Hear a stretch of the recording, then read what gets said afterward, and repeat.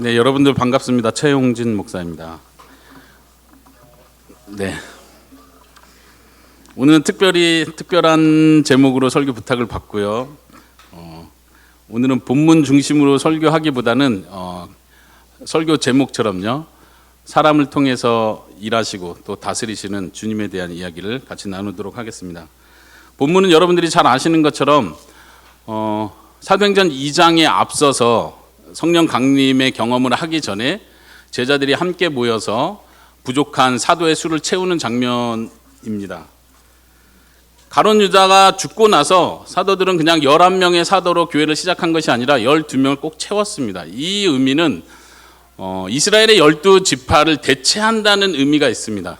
그동안은 신정 국가인 이스라엘을 통해서 마치 하나님의 나라가, 예수 그리스도의 나라가 이루어질 것처럼 생각했지만 그것에 대해서 분명히 다시 새롭게 해서 예수님께서 친히 세우신 12사도를 통해서 새로운 이스라엘, 교회가 시작된다는 것을 보여준다는 데서 큰 의미가 있습니다. 예수님께서 12사도를 세우셨습니다. 맞습니까? 네. 그리고 지금 오늘 본문에서도 한 사람을 다시 제비를 뽑아서 뽑을 때도 제자들이 함께 기도하는 것이 그렇습니다. 24절을 한번 보십시오. 그들이 기도하여 이르되 무사람의 마음을 아시는 주여, 이 두 사람 중에 누가 주님께 택하신 바 되었사옵니까? 이렇게 묻고 제비를 뽑습니다. 예수님은 지금 이 땅에 계시지 않고 하늘에 올라가 계십니다.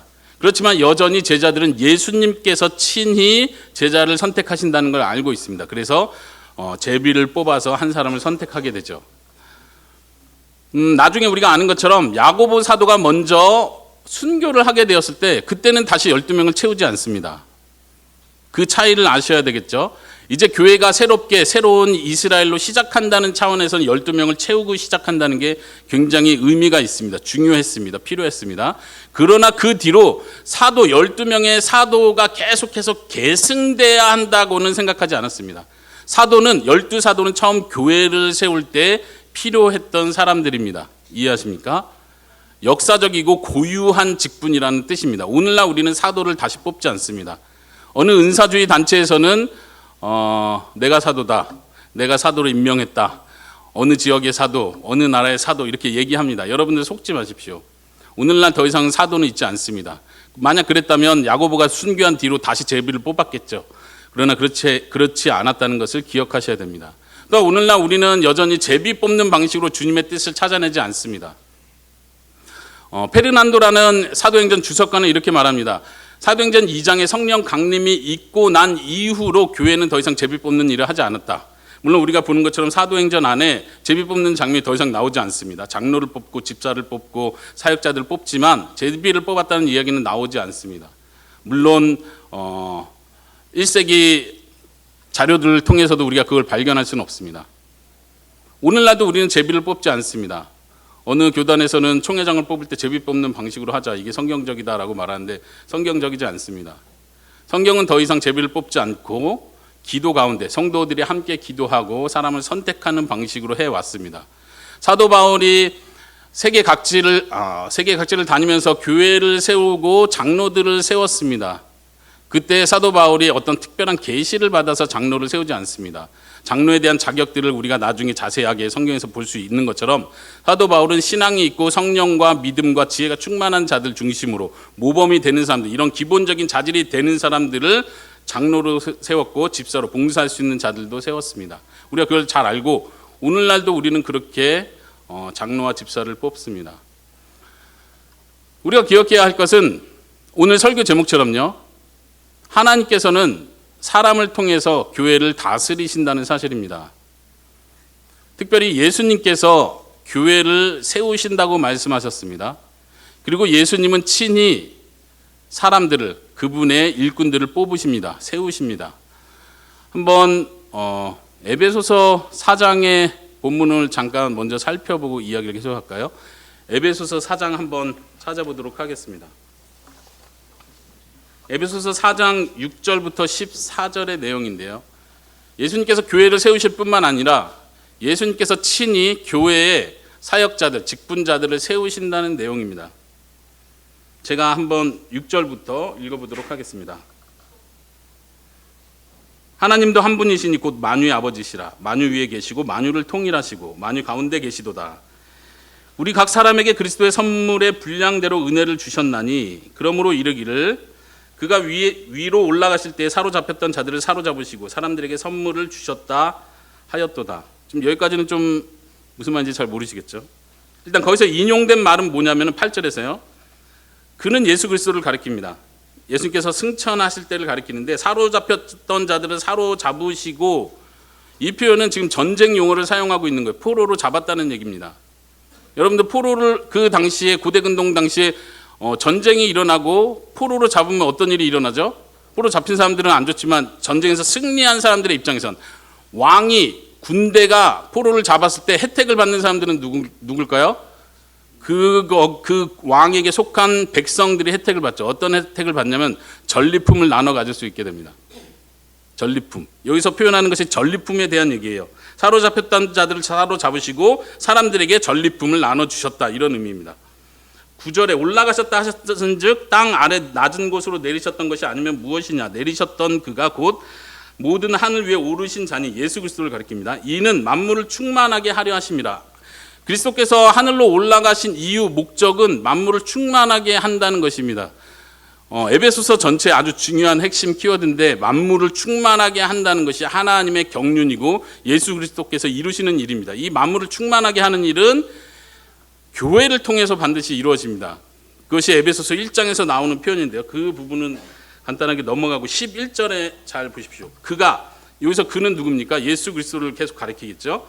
예수님께서 어떤 사람은 사도로, 어떤 사람은 선지자로, 어떤 사람은 복음 전환자로, 어떤 사람은 목사와 교사로 삼으셨으니, 여기서 삼으셨다는 단어 나오는데, 삼으셨다는 말은 헬라어 원어로 보면 그냥 주셨다, 이 뜻입니다. 아까 위에서 선물을 주셨다 했을 때 그 단어처럼요, 예수님께서 여기서 말한 대로 사도, 선지자, 복음 전환자, 목사, 교사를 주셨다. 누구에게 주셨습니까?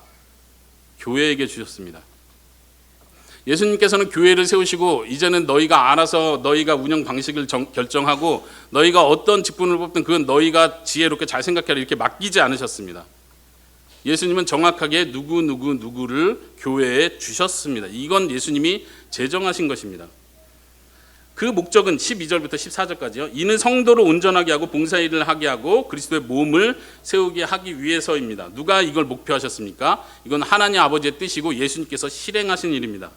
13절, 우리가 다 하나님의 아들을 믿는 것과 아는 일이 하나가 되어 온전한 사람을 이루어 그리스도의 장성한 분량이 충만한 데까지 이르리니, 이는 우리가 이제부터 어린아이가 되지 아니하여 사람의 속임수와 간사한 유혹에 빠져 온갖 교훈의 풍조에 밀려 요동하지 않게 하려 함이라.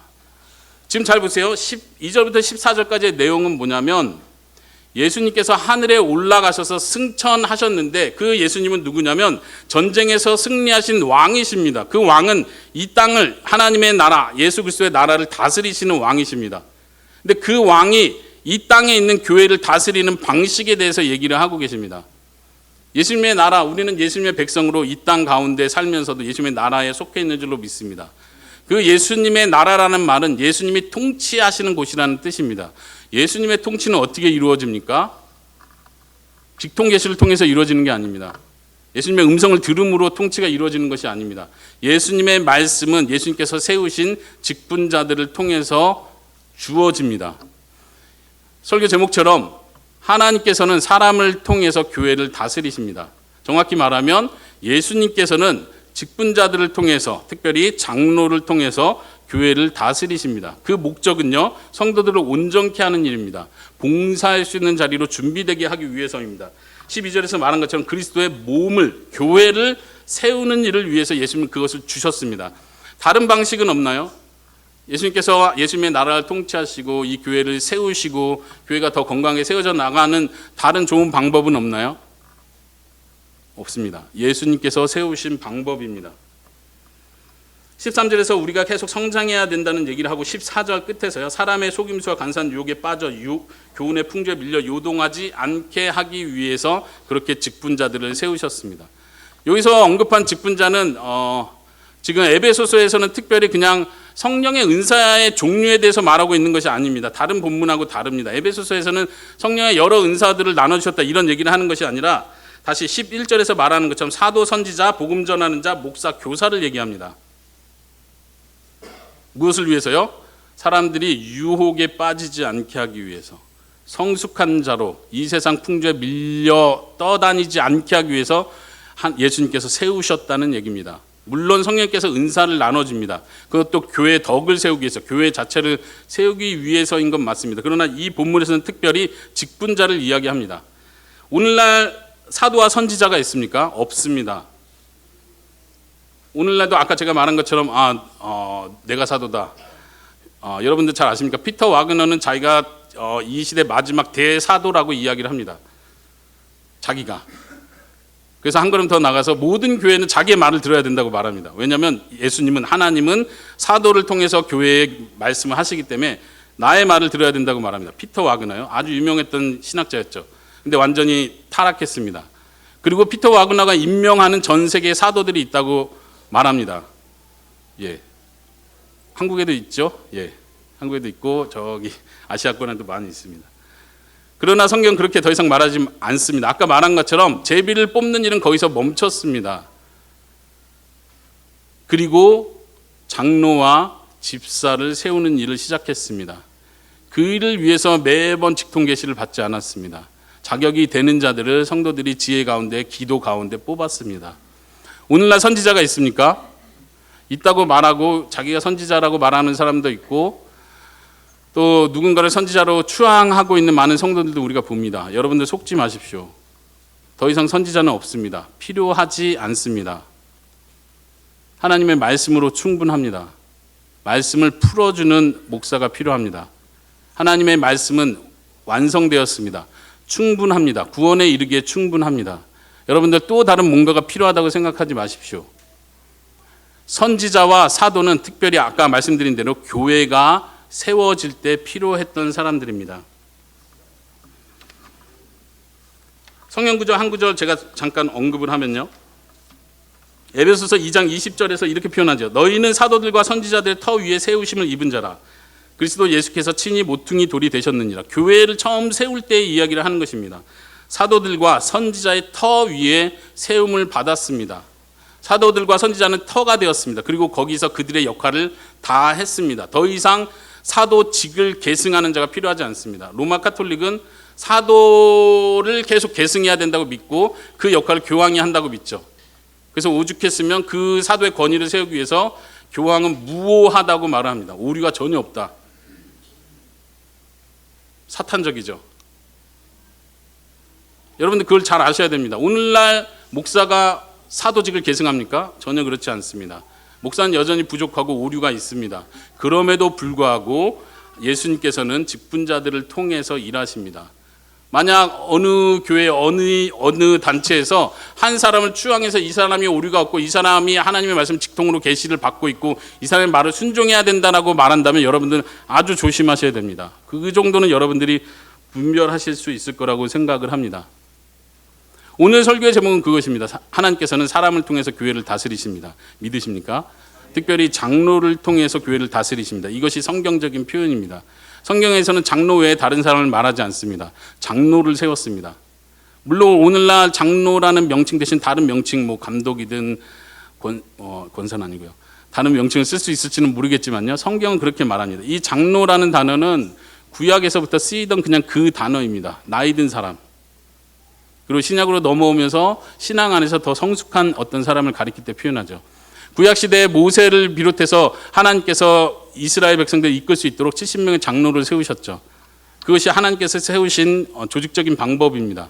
그리고 역사 안에서 예수님께서 오시기 전 그 중간 시대에 회당들이 생겼습니다. 이스라엘이 멸망하고 포로기에 잡혀 있을 때 회당들이 생기고 그 회당에서 중요한 종교적 역할을 담당할 회당을 담당할 사람들을 장로라고 불렀습니다. 그리고 초대교회가 시작되면서 초대교회 장로들은 당연히 그 회당에서 장로하던 사람들이 그 장로를 했을 것입니다. 사도 바울이 선교 여행을 가면서 계속해서 장로들을 세웁니다. 교회 안에. 근데 신기한 것은 교회가 세워진 지 얼마 안 됐는데도 불구하고 사도 바울은 계속해서 장로를 세우고 그 다른 지역으로 떠납니다. 누가 장로가 됐을까요? 저는 당연히 그 회당에서 장로하던 사람들이 장로가 됐을 거라고 믿습니다. 이스라엘의 회당은 하나님께서 계속해서 그 중간 과도기로서 하나님께서 복음이 전해질 수 있는 텃밭으로 만들었던 것입니다. 어느 지역이나 회당이 있었고 사도 바울은 특별히 회당이 있는 지역들에서 복음을 전했습니다. 그리고 교회가 세워졌을 때 그 예수 그리스도 중심의 복음을 받아들인 그 장로였던 사람이 아마도 자연스럽게 장로를 했겠죠. 그 당시의 장로의 기준은 굉장히 엄격했습니다. 우리가 성경에서 볼 수 있는 것처럼 잘 가르치는 자여야 했고 많은 사람들에게 모범이 되는 자여야 했습니다. 그렇게 장로로 지금까지 왔다면 그 사람은 자연스럽게 교회 안에서도 처음 탄생한 교회 안에서도 장로의 역할을 감당했겠죠. 그렇기 때문에 사도 바울이 없더라도 그곳에서 목사의 역할을 하면서 가르치는 역할을 하면서 장로를 했을 것입니다. 오늘날 이야기로 오늘날 우리의 현실로 돌아볼까요? 오늘날은 어떻습니까? 나주혁신 장로교회가 세워진 지 이제 5년, 6년이 되었습니다. 제가 알기로 나주혁신 장로교회는 아직 장로가 없습니다. 장로교임에도 불구하고 네, 뭐가 있죠? 장로 대신 뭐라고 부르죠? 어떻게 부르죠? 네, 목장, 섬김이. 예, 어떻게든 하여튼 중요한 건 장로를 세우는 일을 급히 하셔야 될 거라고 생각을 합니다. 저도 목사님한테 개인적으로는 그런 말씀을 여러 번 드렸었는데 하나님께서 교회를 다스리는 방식은 장로를 통해서 하는 것이라는 걸 기억해야 합니다. 목사도 그 장로 중에 한 사람입니다. 목사도 장로 중에 특별히 가르치는 역할을 하는, 설교하는 역할을 하는 사람을 목사라고 호칭을 합니다. 성경 안에서 그렇게 보여주고 있죠. 그리고 장로는 실제로 교회를 다스리고 통치하는 역할을 합니다. 여러분들이 빨리 장로를 세울 수 있도록 여러분들이 같이 기도하시기를 바랍니다. 그리고 그 장로의 통치를 받고 예수 그리스도의 통치를 장로를 통해서 경험할 수 있기를 바랍니다. 네, 이렇게 고개만 끄덕여 주셔도 괜찮습니다. 오늘날은요, 특별히 교회 안에서 장로가 다스린다 이런 표현을 굉장히 싫어합니다. 그래서 회중교회들이 인기가 있고요. 소위 위아래 관계가 없다, 우리 모두가 똑같다고 말하는 형제교회가 인기가 있습니다. 회중교회 안에는 목사가 있긴 합니다. 그런데 회중교회는 더 이상 그 교회 위에 교회가 있다고 생각하지 않습니다. 위아래 관계라는 말이 아니라 지도를 받거나 또 다른 권위 아래서 지도를 받는 위에 속한 더 큰 위에 교회가 있다고 생각하지 않습니다. 장로교회는요, 여러분들이 배우신 걸로 알고 있습니다. 장로교회는 계속해서 그 위에 있습니다. 제일 높은 사람이 누구예요? 총회장입니다. 장로교는 그렇게 조직이 되어 있습니다. 하나님께서 총회장을 세웠다고 믿습니다. 그 안에 각 노회들이 있습니다. 시찰이 있고, 박은주 목사 이곳에 교회를 세울 때도 그냥 혼자 와서 세우는 것이 아니라 노회와 시찰의 허락을 받고 그들의 축복을 받고 그들의 격려 속에서, 지도 속에서 이 교회가 시작되는 것입니다. 이것이 장로교회입니다. 이것이 성경적입니다. 성경에 보면 그냥 교회들이 세워지고 교회들이 각계 전투로 자기들이 하고 싶은 대로 운영하는 것이 아니라 교회 전체를 아우르는 감독들의 모임이 있었습니다. 장로들의 모임이 있었습니다. 특별히 예루살렘 교회에서 중요한 결정을 하면 그 다른 지역에 있는 모든 교회들이 그 가르침을 따라갔습니다. 전통을 따라갔습니다. 이것이 성경에서 보여주는 교회의 모습이죠. 근데 오늘날은 이런 걸 굉장히 싫어해요. 그냥 우리가 예수님 믿고 우리 마음속에 예수님을 왕으로 모시고 우리가 예수님의 지도를 받으면 되지. 왜 우리 사람 위에 사람이 있냐? 우리는 모두가 예수 그리스도 안에서 똑같은 한 형제 자매고 모두가 그리스도 안에 하나고 평등하고 동등하다. 그것이 교회 아니냐. 교회가 그래야 되는 거 아니냐 이렇게 생각합니다. 잘못됐습니다. 저는 오늘 설교를 통해서 그것이 잘못됐다는 걸 말씀드리고자 하는 것입니다. 교회 안에는 질서가 있습니다. 질서가 있는 이유는 통치를 위해서 있는 것입니다. 통치가 있어야 됩니다. 교회 안에 통치가 없으면 그건 교회가 아닙니다. 그리스도의 통치를 받지 않는다는 뜻입니다. 계속해서 사람들은 생각합니다. 아니요, 제가 기도하고 제가 말씀 묵상하는 가운데 예수 그리스도의 통치를 받습니다. 오늘 찬양에서도 주 다스리시네 이런 고백을 합니다. 다들 그건 아멘 합니다. 근데 교회를 통해서, 교회 안에 있는 장로와 목사를 통해서 예수 그리스도께서 예수님의 나라, 예수님의 백성인 교회를 다스린다는 말은 잘 받아들이지 않습니다. 예수님이 나를 다이렉트로, 직통으로 다스려 주십시오. 목사를 통해서 다스리지는 말아 주십시오. 난 사람을 못 믿습니다. 혹시 여러분들 중에 그런 분들이 계십니까? 잘못된 생각입니다. 성경은 분명히 모든 권위는 하나님께로부터 나왔다고 말을 합니다. 교회를 얘기하는 것이 아니라 세상에 있는 모든 권위를 얘기합니다. 정부에 속한 위정자들을 포함해서 우리가 속한 모든 단체에는 권위와 질서가 있습니다. 그리고 성경은 분명히 말하기를 모든 권위가 하나님께로부터 나왔다고 말합니다. 그래서요, 어떻게 하라고요? 순종하라고, 복종하라고 명령합니다. 특별히 젊은 사람들은 이런 명령을 받아들이기가 쉽지 않습니다. 싫어합니다. 왜냐하면 잘못된 권위, 왜곡된 권위, 나쁜 권위자, 권력의 남용을 너무 많이 봐왔기 때문에 그렇습니다. 그래서 권위가 없고 모두가 평등한 게 가장 좋은 상태라고 생각을 합니다. 교회도 그래야 된다고 생각하고 천국도 그럴 것이라고 생각을 합니다. 그러나 그렇지 않다고 말씀드립니다. 모든 권위는 하나님께로부터 나왔습니다. 믿으십니까? 모든 권위에 순종하십시오. 아멘? 네. 남편에게 순종하십시오, 자매님들. 네.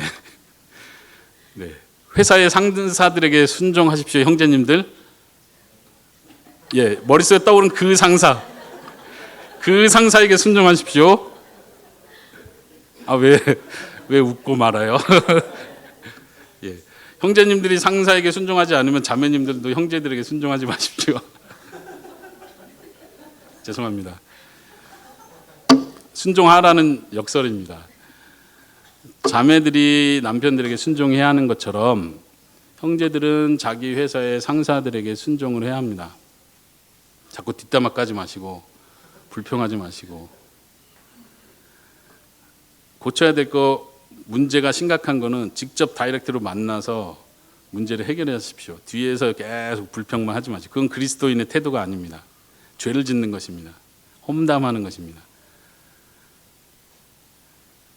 다시 말씀드립니다. 모든 권위는 하나님께로부터 나왔습니다. 권위와 질서라는 말은 같이 갑니다. 좀 더 쉽게 이해될 수 있도록 설명해 드리겠습니다. 하나님께서 처음 세상을 만드셨을 때, 창조 때 하나님께서 권위와 질서를 만드셨습니까? 타락하기 전에 권위와 질서가 존재했습니까? 네. 맞습니까? 어떻게 확인할 수 있죠? 예. 다스리라고 명령했죠. 누굴 다스리라고 명령했나요? 예. 아담과 하와에게 피조물들을 다스리라고 명령했어요. 타락하기 전에 모든 동물들은 아담과 하와에게 순종했습니다. 믿으십니까? 당연하죠. 그래야 천국이죠. 그래야 죄가 없는 곳이죠. 모든 동물들은 아담과 하와에게 순종했습니다. 이리 오라 하면 이리 오고 너 이름 사자라고 하면 감사합니다. 사자라고 이름 줘주셔서 이렇게 순종하는 거예요. 타락 전에 모든이 아니라 타락 전에 하와는 아담에게 순종했습니다. 맞습니까? 왜냐하면 아담을 하와의 머리로 하나님께서 먼저 세우셨기 때문에 그렇습니다. 선악과를 따먹지 말라는 명령은 한 사람에게 명령하셨습니다. 아담에게 명령하셨습니다. 그것을 알 수 있는 방법은 하와는 아담으로부터 그 말을 들어야 합니다. 이것이 하나님 말씀이니까 너가 순종해야 되는 말을 아담을 통해서 하게 하셨습니다. 로마서에 나중에 보면 제2의 아담인 예수 그리스도와 첫 번째 아담을 비교할 때 아담 한 사람을 인류의 대표로 해서 비교를 합니다. 하와가 이곳에 같이 있지 않습니다. 하나님께서 모든 인류의 머리로 아담을 세우신 것처럼 하와는 아담에게 순종하는 사람이었습니다. 타락하기 전까지는요. 근데 타락했을 때 그 마음이 깨졌습니다. 왜곡되었습니다. 여자에게 하나님께서 말씀하시기를 너는 남자를 다스리고 싶어 하지만 남자가 너를 다스릴 것이다. 이렇게 말씀하시죠. 이것이 왜곡된 상태입니다. 여자가 순종을 해야 되는 입장인데 이거를 바꾸고 싶은 마음이 드는 것입니다. 그러나 하나님께서는 남자가 여자를 다스리도록 하셨습니다. 정확하게 말하면요. 모든 남자가 모든 여자를 다스린다는 뜻이 아니라요. 가정 안에서 하나님께서 맺어주신 가정의 원리 안에서 남편은 아내를 다스리는 역할을 해야 합니다. 오늘날 가정이 불행하고 안 좋고 깨져가는 이유는요. 아내가 남편에게 순종하지 않기 때문입니다. 이렇게 말하면 엄청 싫어하죠. 예. 물론 남편도 문제가 있습니다. 권력을 남용하고 예수님께서 교회를 사랑하신 것처럼 아내를 사랑하지 않기 때문입니다. 이 두 개가 깨지기 때문에 가정들이 깨집니다. 교회가 깨지는 방식도 마찬가지입니다. 하나님께서 가정의 질서를 세우신 것처럼 교회 안에도 질서를 분명히 세우셨는데 이 질서를 다 깨야 한다고 생각을 합니다. 오늘날 크리스찬들 중에서도 부부가 동등하니까 예수 그리스도 안에서 동등하지 누가 위 아래입니까? 그러니까 내가 리더할 수도 있고 내가 대장 되는 것도 괜찮지. 내가 성격이 더 남자 같은데 어떻게 해요? 남자가 책임 안 지려고 하는데 어떻게 해요? 제가 해야죠.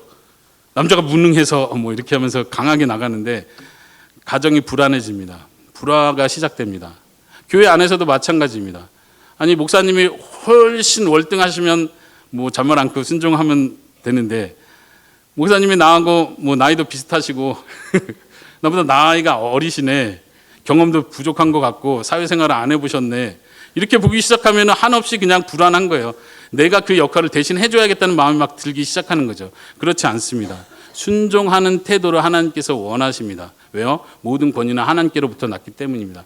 잘 이해가 안 되실 거예요. 특별히 부부 관계를 계속 비유해서 이야기하는 이유가 있습니다. 부부 관계에서 이 질서가 정립이 안 되면 교회 안에서도 절대 정립될 수가 없습니다.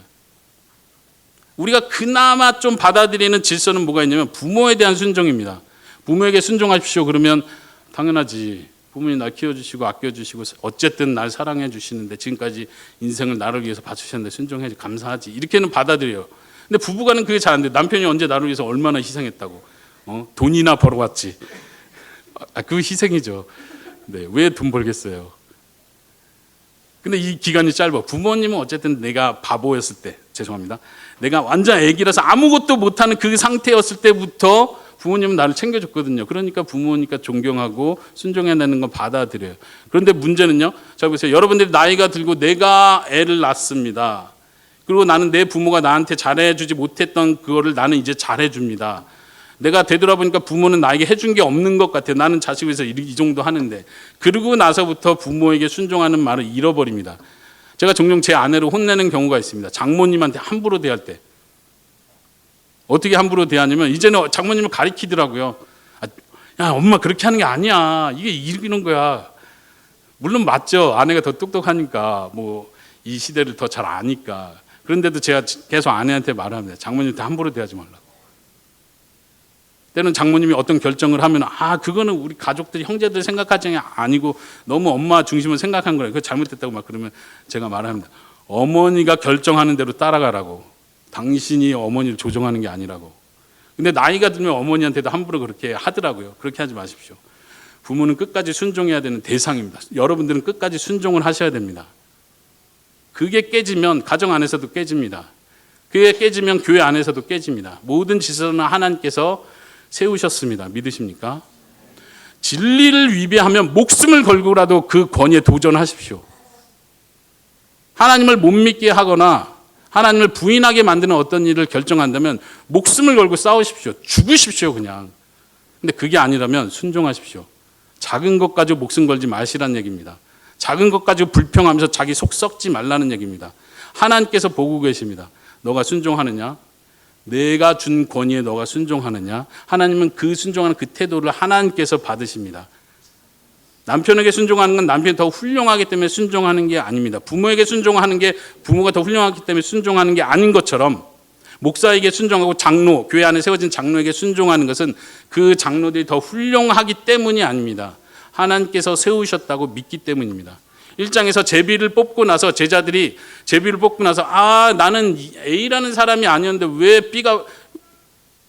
왜 A가 원치 않았는데 왜 A가 뽑혔지? 하고 사람들이 불평하지 않습니다. 하나님의 뜻이라고 믿는 거예요. 물론 부족한 면도 보이겠지만 하나님께서 예수님께서 세우셨다고 믿기 때문에 순종할 수 있는 것입니다. 여러분들 그렇게 순종할 수 있기를 바랍니다. 누구에게요? 모든 질서 안에서 가정 안에서 교회 안에서 사회 안에서 그 질서에 순종할 수 있기를 바랍니다. 한 가지 더 말씀을 드릴게요. 오늘날 질서가 얼마나 왜곡됐냐면 사람들은 천국에 가면 질서가 없어질 거라고 생각을 합니다. 오직 예수님만이 우리의 왕이 되시고 우리는 다 평등한 세상이 될 거라고 생각을 합니다. 아니요. 저는 아니라고 믿습니다. 아니라고 믿는 제 생각이 틀렸다고 생각하는 사람은 이따가 점심 먹으면서 저를 찾아오셔서 더 얘기를 들으셔도 좋습니다. 그럼에도 불구하고 교회 하나님 나라, 완성된 하나님 나라 그곳에서 철저하게 권위와 질서가 회복된 상태로 있습니다.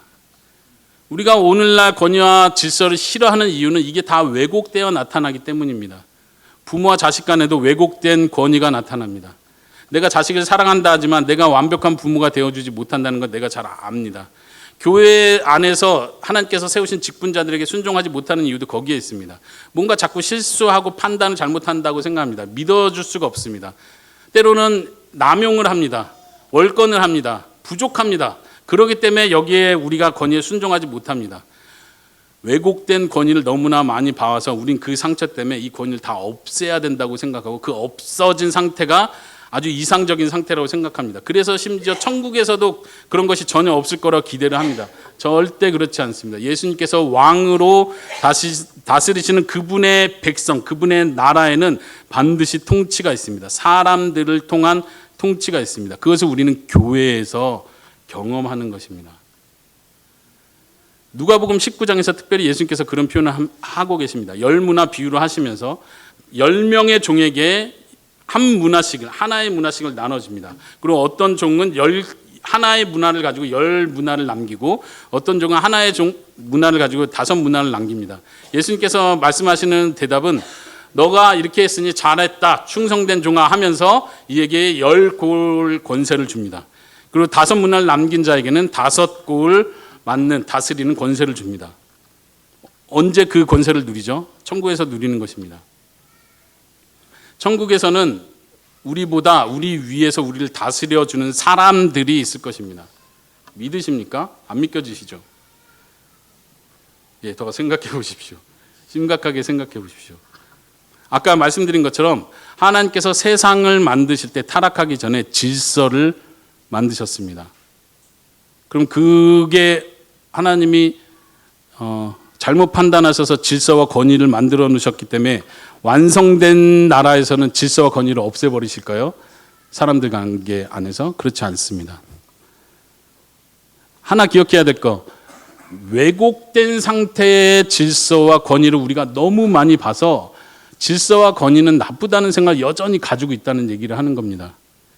천국에서 우리가 누군가에게, 사람에게 통치를 받을 때, 그리고 또 내가 천국에서 누군가를 다스려야 할 때는 왜곡되지 않은 온전한 참된 권위를 그곳에서 발견하게 되는 것입니다. 왜곡되지 않은 권위가 뭔지 아십니까? 잘 모르시겠죠?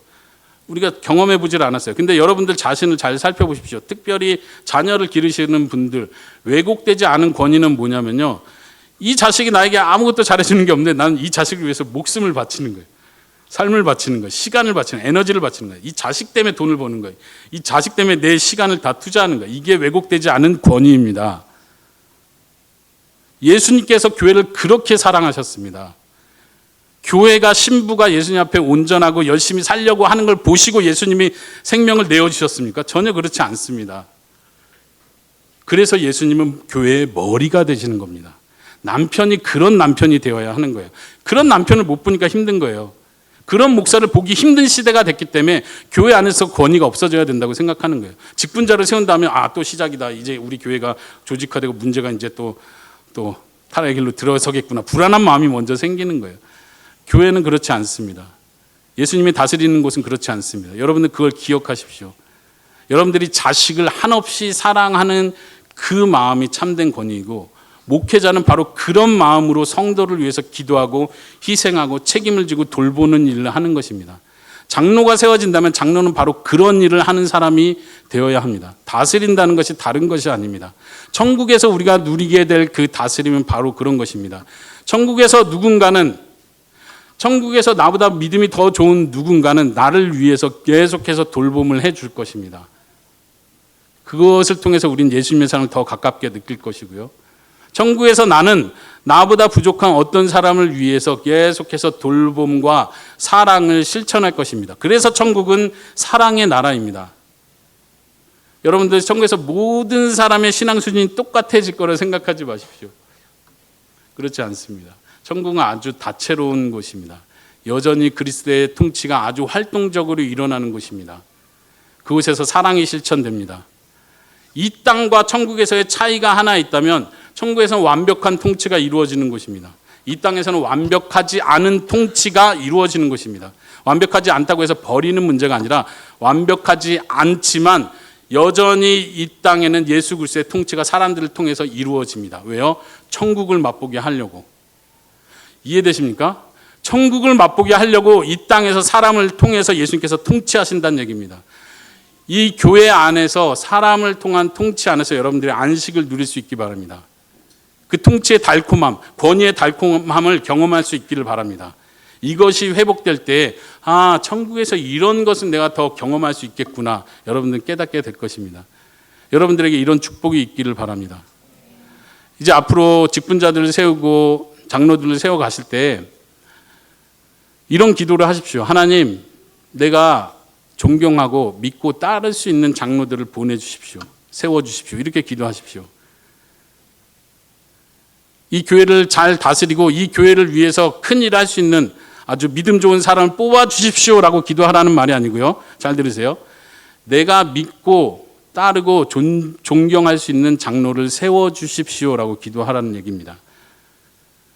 혹시 결혼하지 않으신 분들은 배우자를 위해서 기도할 때, 특별히 자매들은 하나님, 내가 존경하고 따를 수 있는, 순종할 수 있는 남편을 만나게 해주십시오. 이렇게 기도하셔야 됩니다. 날 사랑해주는 남편을 보내주세요. 이렇게 기도하지 마시고, 물론 그건 필요하지만요. 제 말은 우리가 기도할 때는 아내 될 사람은 남편에게 순종할 마음을 가지고 기도를 하는 거예요. 하나님께서 순종하라 하셨는데 내가 만날 그 사람이 순종받을 만한 사람, 존경할 수 있는 사람, 내가 신뢰할 수 있는 그 사람을 만나게 해주십시오. 이렇게 기도해야 됩니다. 그런 것처럼 교회가 기도할 때는 장로를 세우는 일, 또한 직분자를 세우는 일을 할 때는 여러분들이 하나님, 제가 순종할 수 있는 사람을 세워주십시오. 제가 믿고 따를 수 있는 사람을 세워주십시오라고 기도하십시오. 그리고 여러분들이 보기에 부족한 사람이 뽑혔을 때 그 사람에게 순종하시기 바랍니다. 왜냐하면 모든 권위는 하나님께로부터 나온 것이고 모든 권위는 본래 선한 것입니다. 그리고 우리는 교회 안에서 그 권위에 순종함으로써 하나님의 나라를 맛볼 수 있기 때문입니다. 여러분들 기억하시기 바랍니다. 같이 기도하도록 하겠습니다.